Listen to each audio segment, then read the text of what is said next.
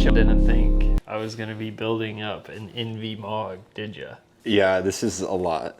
Why? There's a new one. There's a new old one. This is the vintage terracotta colorway. This color was underrated. This was the most underrated color. We only ever sold one of these. Yeah. Isn't that crazy? Yeah. This color was with like the blue one that's over there, and these colors were available before Mogs were cool. Yeah. There was a time when this bike existed and just no one cared. And then all of a sudden everyone realized that this is like the best gravel bike out. But today we're going to be talking about how it's the best road bike out. We're going to be building the most aero Mog in existence. And this kind of stems from my Unbound training block when I was using fat road tires on this for my like 150 mile training days. And I was averaging like 21 miles an hour on my endurance rides. And I was like, why aren't more people riding Mogs with road tires? I think a lot of people do. Yeah, a lot of people do. And a lot of people, I don't know about you, Jesse, but a lot of people have been asking me if this would be a good bike if they could only have one bike. Because they're like, I still do fast group rides. And they're just your average dad that goes on the weekly hitter group ride, but then races gravel for fun. Do you get people asking you about that? Not really. Dang. It's because you don't ride your Mog enough. We're going to be building my new Mog, but really the main reason we're building up this Mog this way is one, because I'm going to be training on it like this until Big Sugar, but two, because we're going to have two Mogs built exactly the same, but with one difference. We got in this Cane Creek invert suspension fork. This is the real purpose of this video. Yeah, we're not putting this on this bike. We're gonna put this fork on the blue one. On the blue one. Show the blue one all taken apart over there. So we got blue one that's gonna get the fork, and that's gonna be like the rowdy gravel bike. And then we're gonna build up this one as like my fast race bike. I am also gonna test Explorer because I still have yet to ride Explorer, and I've heard good things. I'm losing a 52 tooth chainring, but gaining a gear, and it shifts faster, right? That's what the people say. It's really a road group, is my opinion. I think there's a threshold of your FTP, whether you should get this or a transmission group set, and I feel like that threshold is like really, really high. It's like you got to be like, a really strong person to choose this if you only have one option. I'm not sure. And like I'm testing it to see if it even makes sense for me, who is, I'm not saying I'm like the strongest person ever, but I'm stronger than a lot of people. If this doesn't make sense for me riding around, there's no reason anyone else should be buying this for their gravel bike, because there's hills that exist, and you should probably go with the 52 tooth big dog in the back. I 100% agree, but yeah, I guess we're gonna have to see what Trey thinks. Yeah. I think that's like strictly a road group set, but it's definitely okay to... Can we talk about the road group set part of this? Yeah. I'm also talking about this just so I can dog on Trek for a minute. Sure. Trek released that stupid Madone. First of all, that's like the worst road bike I've ever ridden. They called it like the lightest bike ever, whatever. And they put this on the back, but red, obviously, and one bite it and said it's super light so you can climb faster. To climb faster, you would really want like a 2x with a small chainring in the front, and not a 50 tooth, I think is what that bike came with, and this in the rear. 50 tooth in the front and this in the rear. Okay, yeah. I see what you're saying. Like that would be hard to climb anything over like 12%. That's what I run on my Frey, and it's like pretty heavy gear. Pretty heavy gear. Yeah. Yeah. So I agree with you. I understand what you're saying. Like they released that bike as like a lightweight climbing bike with shallow wheels to make it lighter and all this lightweight stuff so it can climb fast, but then put like not climbing gears on it. What's up with that? I don't know. Trek will try anything, like fancy paint, light bikes. They'll do anything but make a bike that people want to ride. Dang, dude. So let's put this thing together. If y'all want one of these Moggers or some 4.5s or SRAM group sets of any variety or ceramic speed bottom brackets, let you know about them. If you guys want any of that stuff, hit us up or go to thebicyclestation.com and we'll get it for you. Oh, and these tires, dude. These are slept on. Yeah. I mean, these are the 35 mil Enve tires, but they also come in like 29 and 31. There's kind of some weird sizing, but these are like the endurance casing. I forget Can exactly I tell you what I they're think called. this is? Yeah. I think this is an SEO thing. What do you mean? They're the only brand that has 35s and 29s, and Yeah. so if you Google that, they're the only option. I think that's what that is. It's smart. I think it's brilliant. I was just saying. I just wanted to say I think that's this what that tire is. specifically in the 35 is sick. What does it actually Super measure? fast and super comfortable on this rim. I'm pretty Yeah, sure there's a caliper 35. right under your ascent bar. I just want to know if it's a 35. If it's a 35, I'll shut up. I'm pretty But sure it is. It might be a tiny bit bigger actually. Oh my gosh, it's huge. it's huge. It's like a 37. That's even better. So definitely buy these. That's Dude, they're sick. That's a really good size tire. I was running these a lot on the Haro because the Haro is a pretty stiff bike, and these made that bike super comfortable, and they're wicked fast. Well, it makes sense for the Mog too. With the it won't lower the bottom bracket as much. If you're somebody that has one of those people that have been asking me if this is a good like one bike to do it all, it 100% is. But I would run like a 35. Like it doesn't make sense to get a one bike to do it all and then put 28 mil tires on it. Yeah, I agree with that too. Like it handles, I think it handles a little bit better. And in my opinion, 28s are dead. 35s are faster and grip better and are more comfortable and are super aero. If you have a modern wheel that's relatively wide like these, there's literally zero downsides except for maybe like 20 grams heavier, but weight doesn't matter. All right. What are your first impressions on the Explorer group set? I guess you have way more than first impressions. I've ridden it a lot. Yeah. I think it's really good, man. The main issue with it as a gravel group is that you need like a 48 tooth chainring nowadays as like the minimum, right? Like to race. I would say for 90% of people, no. Well, I feel like for 90 to 95% of the population out there, a 46 or a 44 is like plenty. Okay, well, let's even talk 46 because I still think that this is not enough climbing gear with a 46. Oh, you're going for climbing gear. Yeah. Yeah, the majority of people are better off with a transmission. The reason being is actually the shift performance on top of the range. I think it's like all down to the range. I think that even though this is good shifting, the transmission still shifts better than this does. Yeah, I haven't ridden this yet to know how good this is, but you will literally never miss shift. That's on what I'm saying. transmission. Yeah, it's perfect. Like you could be climbing and pedaling as hard as you can and just go through as many gears as you need to, and it'll just perfectly shift right where you want it to. Now, I think that like if you're setting up a bike specifically for a specific event, this would make a lot of sense. Yeah. I really wanted to do this before Gravel Worlds. We talked about it, and we just never got around to doing it. We kept. Well, we were just busy. It was that flight situation that didn't help. That did not help. But yeah, we were just too busy. Yeah. So I wanted to do this for Gravel Worlds because there is no scenario where you would need a 52 tooth at Gravel Worlds in the rear. I don't know, maybe some people out there used it, but I definitely didn't need that gear. So I was just carrying around that little bit of extra weight. Not that it would have mattered because my bike was covered with 20 pounds of mud the whole time anyways. But it might have helped a tiny bit. You never know.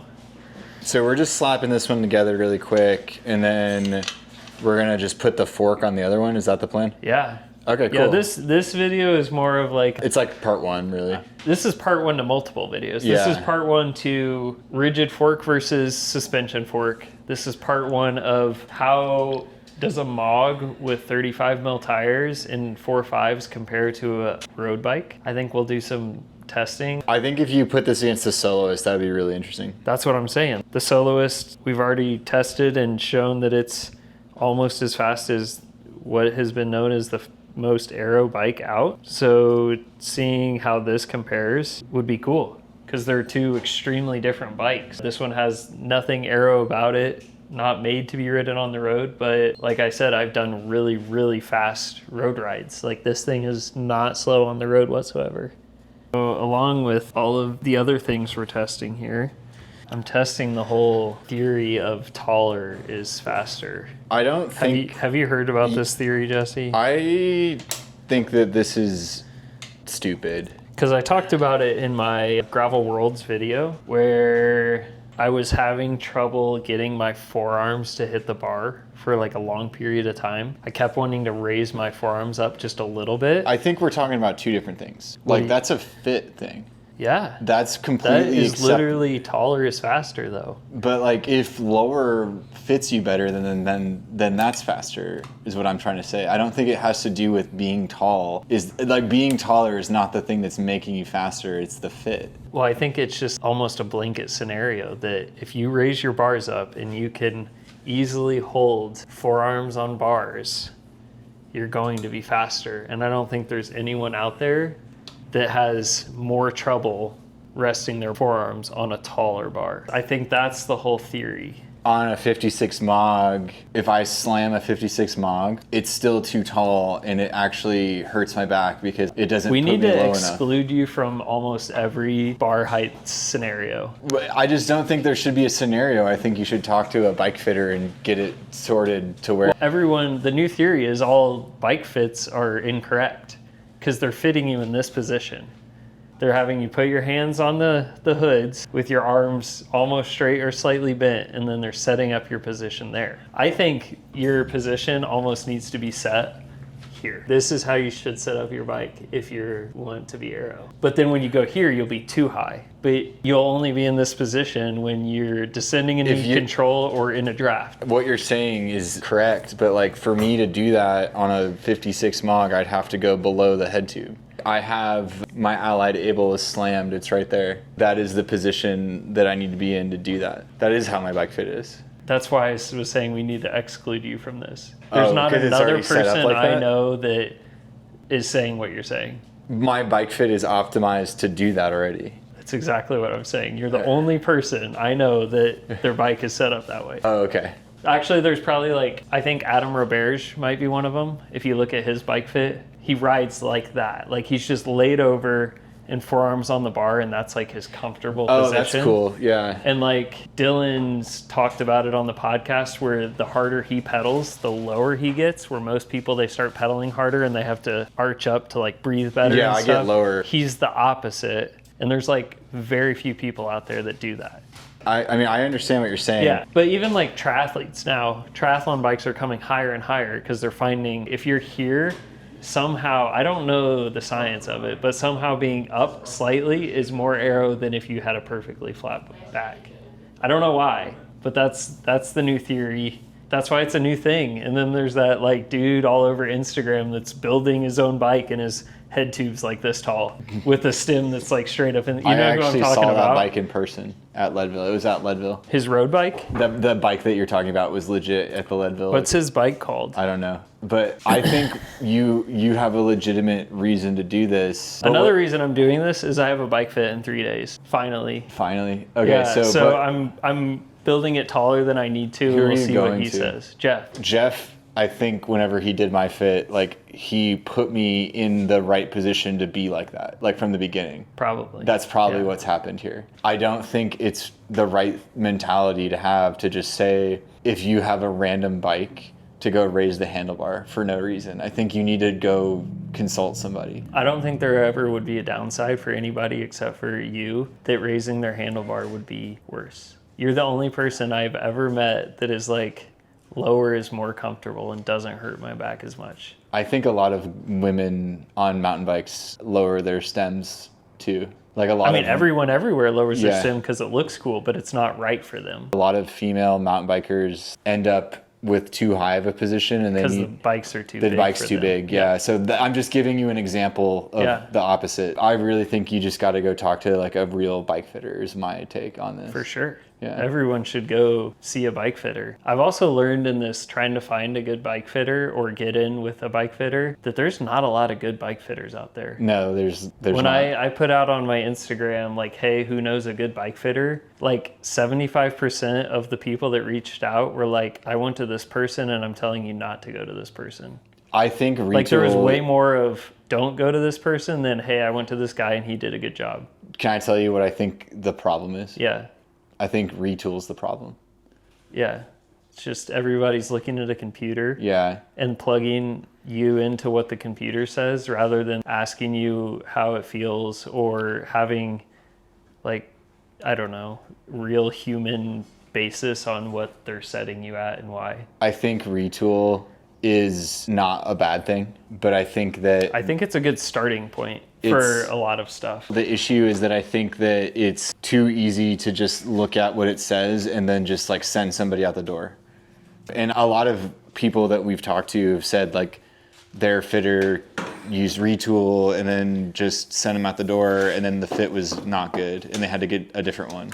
And they pay $300 for it. Yeah. Am I saying retool is bad? No. What I'm saying is that retool has led to a situation where there's a lot of bike fitters that lack, what would you call it? It's like they're doing what they think is right. I'm not saying they're knowledge of why retool is putting someone in any position, and they're literally just listening, copying the computer. Retool. Yeah. When there's a million more things that need to go into the bike fit than just what a computer says. So I think the way to find a bike fitter, I'm not saying don't use one I'm saying find one that is going a little bit deeper than just retool, if that makes sense. It's okay if they use retool. It's better to use retool and then have it be their opinion as well, if that makes sense. Yeah. Yeah, it's hard to find one, y'all. I mean, I'm not going to lie. Well, that's the other thing that you just mentioned is have it be their opinion also. Yeah. There's a lot of bike fitters that even if they do use retool, they have their opinion where retool says put the saddle height at whatever 760 and they always go 5 mils lower. That's just their opinion. They're like, retool says this, but I've found that it's always better to go a little lower. So it doesn't matter the person, they just always go a little bit lower. And that might not be the best for every person, even though it worked on the very first person they fit, and then they did it to everyone after that. I think both Trey and I are really easy people to bike fit. Trey is gonna go into this bike fit with his own opinion and knowledge, and the bike fitter is going to be able to help Trey achieve the goal of the position that Trey is looking to achieve. Most people just go into a bike fit saying, I want a bike fit, and that's not necessarily as straightforward as Trey saying, hey, I think my position is a little too low. I want to do this because I think that it'll help me do this. I'm also in the scenario where I don't think the front of my bike will really even affect my bike fit. No, I was about to say the same thing. You can ride both positions. Because like if you could ride a lower position if you wanted. It's just you're trying to figure out what works for you the best. If you get a bike fit and then you set your handlebars somewhere, your handlebar has 3-4 different positions where you can put your hands, which technically take you out of that bike fit. Yeah. Like when you go to the drops to the tops, you're out of your bike fit. So I don't think the front of my bike really matters. It's all about the saddle height, fore and aft, cleat position. Like that's the stuff that I need help with. Well, I'm a good example of this. There's 4 bikes above your head that all have different stack positions. Yeah. But the seats are all in the same spot. That's the only thing, like I'm right there with you. Which I don't know if that's easier or harder for a bike fitter to fit. I mean, I can ride a bike that's too tall for me. I mean, if I needed to, I can ride a bike that's too low. There's like about a 20 millimeter range or so of comfort there, I would say, for myself personally. What makes a bike too tall hurt your back? I've never understood this. But you've had this problem ever since I've known you. Yeah, so I have 3 slip discs in my back. And the bike being too tall, effectively, whenever I had my hands on the bar, instead of being like extended and relaxed, if it's too tall, it scrunches up my back. This is a 56 Mog. The comments on this video are going to be the funniest because everybody thinks they're a bike fitter. I do not think I'm a bike fitter, and Have you ever seen like a video on Instagram where somebody's bike fit is obviously like not great, and there's just 600 people in the comments that are like, raise your stem, and then the next person's like, lower your stem, and they're like, raise your saddle, and the next person's like, lower your saddle. On my bike fit, and I'm going to get another bike to explain this too, because I have another 56 Able that has a short and high stack. Being here has put my arms in a place where there's like relaxed. So now you are using your back when it's in the right position. It's taken the pressure off of my lower back. Every time we talk about these bars, we get a million questions. We now sell them. These are the Ascent is the brand, and they're called the Eru, and then LR stands for long reach, which means it's this part. And the long reach allows you to rest your forearms on the bar, where the short reach ones, it's back here, and then you can't really rest your forearms on it. The bars are on their way to the shop. So we got some of these. They will be on the website by the time this video comes out. I know people want them because we've said, or we've had a ton of people comment like, I want some of those. So get them now because you can. So instead of being like relaxed, I now have tension through. This looks a little straighter. It has to be. I have to hold myself up because instead of my arm being able to do this, I'm now having to do this. This isn't my seat, obviously. Yeah.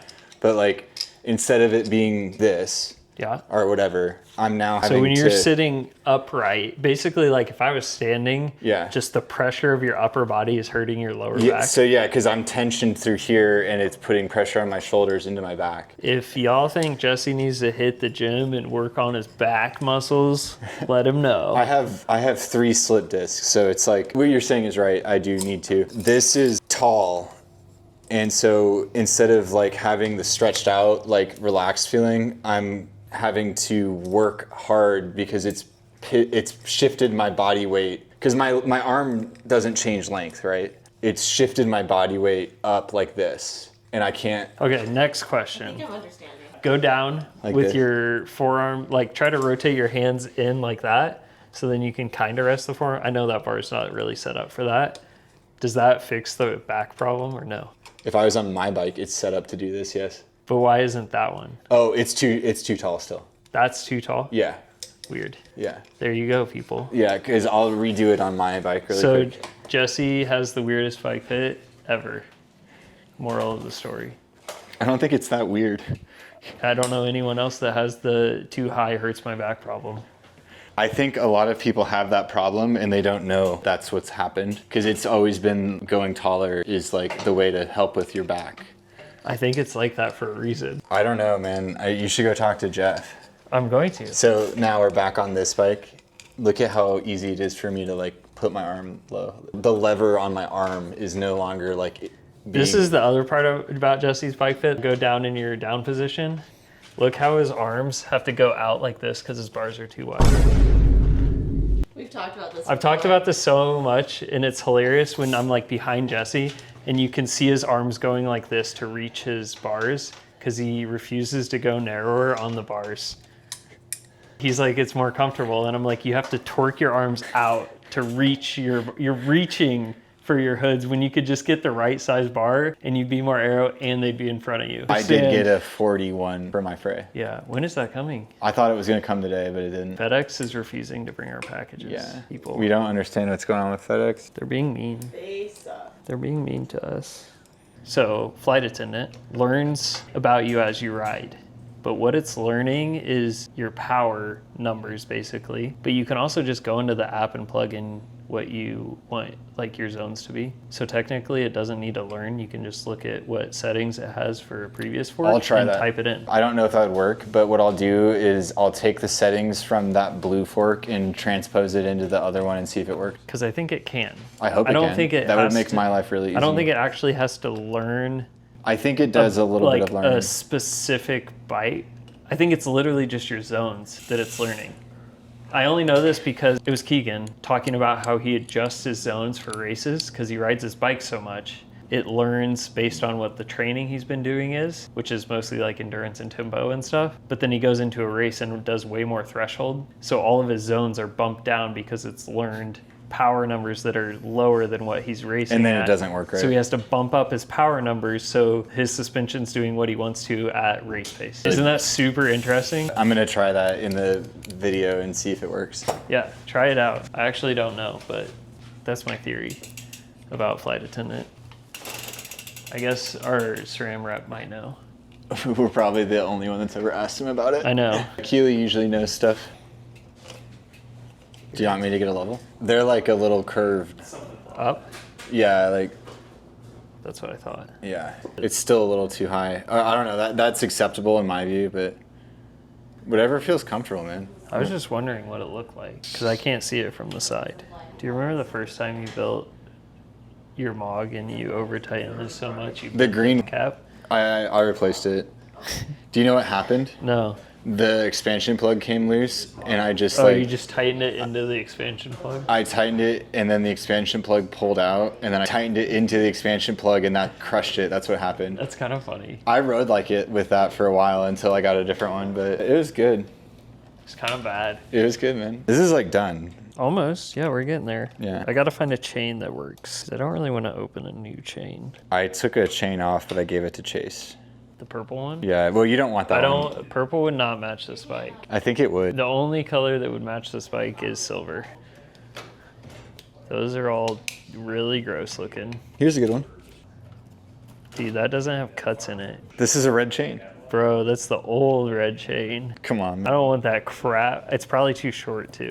If it was old red, it was probably on a road bike. I have two in the back, but I think they're both off of road bikes too. Yeah, I have XX chains.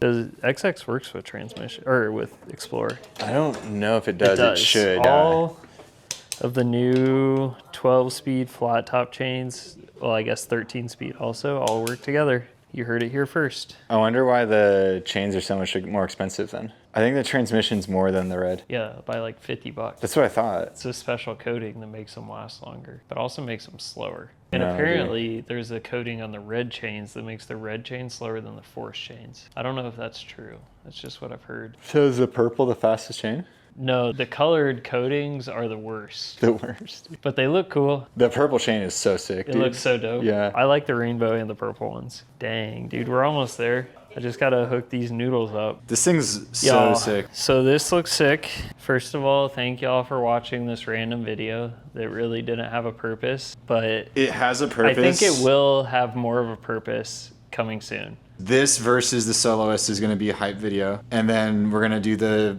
Mog suspension versus Mog rigid. Like, that's going to be sick too. I don't think the people are ready to hear the marginal aerodynamics and such of your road bike doesn't really matter. No, I this knew is that. going to be so close to a race road bike. That's why I ride a Freight. And- I've been on this train, dude. Yeah, I've been riding this bike all year and doing As all your my road road bike. training on it. Yeah. And everybody else out there in the world, like the Australian podcast boys, Nero. the Nero boys are always like, oh, that's a dog of a bike. It's 1 watt slower based on Tour magazine. And it's like, do you care about that? Is that something you're caring They about? definitely care. I'm okay with them Come carrying. with your most optimized road bike And race you. race me, please.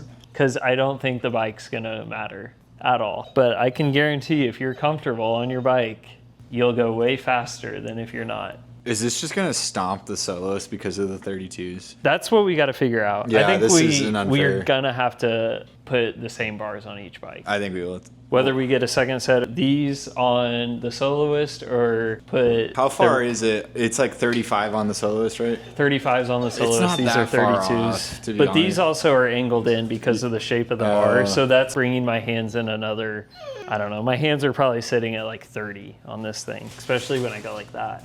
I'm going to go do like 150 mile training ride and I'm going to average like 22 miles an hour on this thing. And you guys are going to go try to average 20 miles an hour on your 1 hour long aero bike ride with somebody to draft off of. What is this going to weigh?